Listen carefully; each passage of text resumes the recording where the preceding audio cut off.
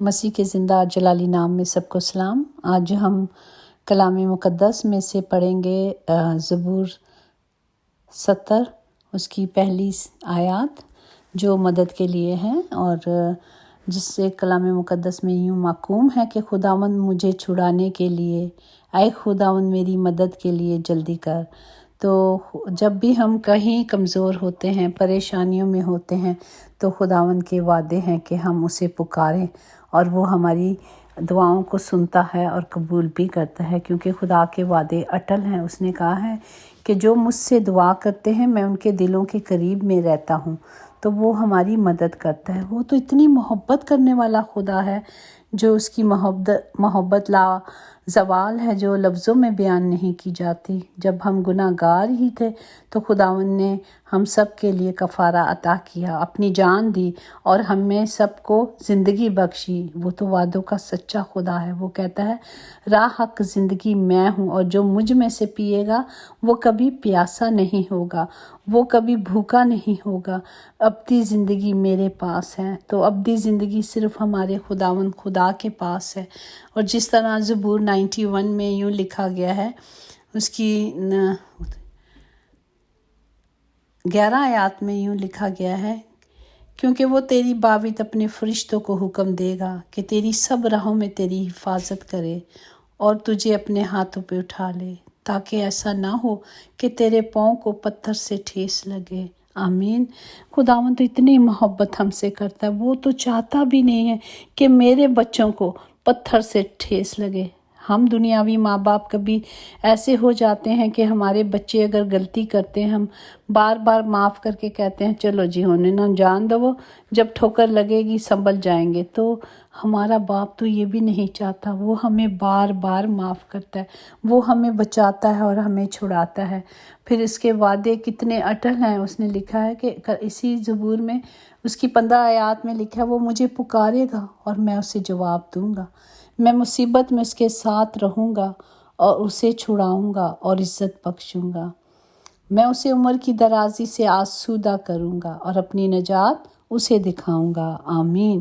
یہ ہمارے باپ کے وعدے ہیں جو اٹل ہیں، اور جو وہ پورا کلام، اپنا پاک کلام پورا کرنے کے لیے ہمارے خداوند خدا جو ہیں وہ بےتاب رہتے ہیں۔ اسی طرح اگر ہم یوحنا کی انجیل میں پڑھیں گے، اس کی 14 باب اس کی 15-16 آیات میں یوں محکوم ہے کہ اگر تم مجھ سے محبت رکھتے ہو تو میرے حکموں پر عمل کرو گے، اور میں باپ سے درخواست کروں گا تو وہ تمہیں دوسرا مددگار بخشے گا، ابد تک تمہارے ساتھ رہے گا۔ خدا کہتے ہیں کہ اگر تم میرے حکموں پر، صرف ہم نے کیا کرنا ہے؟ خدا کے کلام کو سننا ہے، سمجھنا ہے اور اسے رجوع میں لانا ہے، اس کی باتیں سننی ہے۔ جو خداوند ہمیں کہہ رہا ہے کہ میرے باتوں کو، میرے حکموں پر عمل کریں، ہمیں اس کے حکم ماننے ہیں تاکہ ہم خداوند کی مرضی کو پورا کر سکیں، اور کچھ بھی نہیں۔ اور خداوند کہتے ہیں کہ میں تمہاری درخواست کروں گا اپنے باپ سے تاکہ وہ تمہارے لیے مددگار بھیجے، دوسرا مددگار کون ہے؟ پاک روح ہے، جو ہماری مدد کرتا ہے، ہمیں سکھاتا ہے، ہمیں دکھاتا ہے کہ ہم نے اپنے باپ کی مرضی کو کس طرح پورا کرنا ہے۔ تو آئیں آج ہم خدا سے مل کر عہد کریں تاکہ ہمیں وہ توفیق بخشے کہ ہم اس کے حکموں کو سنیں، سمجھیں اور رجوع میں لائیں۔ ہم دنیا کے نہیں ہیں۔ خداوند کہتا ہے تم دنیا کے نہیں ہو، تم میرے نور ہو، کیونکہ وہ زندگی کا نور وہی ہے۔ اس میں جب ہم چلتے ہیں تو ہم اس کی مرضی کو پورا کرتے ہیں اور وہ ہم میں سے نظر آتا ہے۔ تو ہم خدا سے آج یہ دعا کرتے ہیں کہ خداوند ہم سب کو عقل، دانائی، حکمت دے، اور اپنے کلام کو جو اس نے ہمیں دیا ہے اس پر عمل کرنے کی توفیق بخشیں، کیونکہ جب وہ کہتے ہیں کہ تم اگر میری باتوں کو سنتے اور رجوع لاتے ہو تو میں تمہیں کبھی شرمندہ نہیں ہونے دوں گا، میرے طالب کبھی شرمندہ نہیں ہوتے، اور اس کے وعدے اٹل ہیں، وہ ہمیں کبھی شرمندہ نہیں ہونے دیتا۔ آج وقت ہے کہ ہم مل کر ایک دوسرے کے لیے گیپ میں کھڑے ہوں، مل کر ایک دوسرے کے لیے دعا کو ہوں، اپنے دلوں کو، اپنی زندگیوں کو، اپنے جاموں کو دھوئیں اور پاک کریں۔ وہ صرف خدا کا لہو ہے، جہاں وہ لگ جاتا ہے تو یہ سب کچھ ہو جاتا ہے۔ ناممکنوں کا خداوند خدا جو ہمارا باپ ہے وہ سب کچھ کرنے میں قادر ہے۔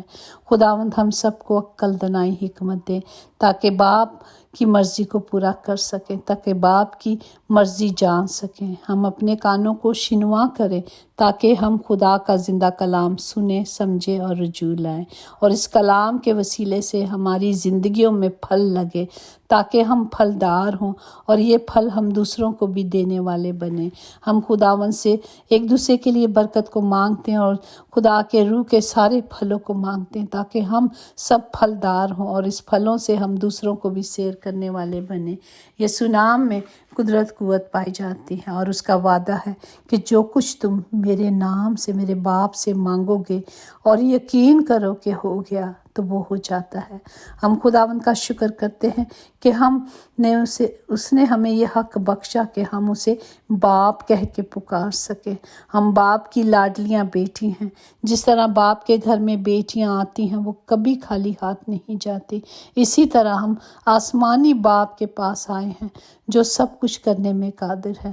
دنیاوی باپ تو کہیں انسان کمزور ہو جاتا ہے، لیکن آسمانی باپ کہیں کمزور نہیں ہوتا، وہ اپنی بیٹیوں کو بھر کے بھیجتا ہے۔ ہم شکر کرتے ہیں کہ خدا نے ہمیں احتیاط بخشا ہے تاکہ ہم اس کی مرضی کو جانیں، پورا کریں۔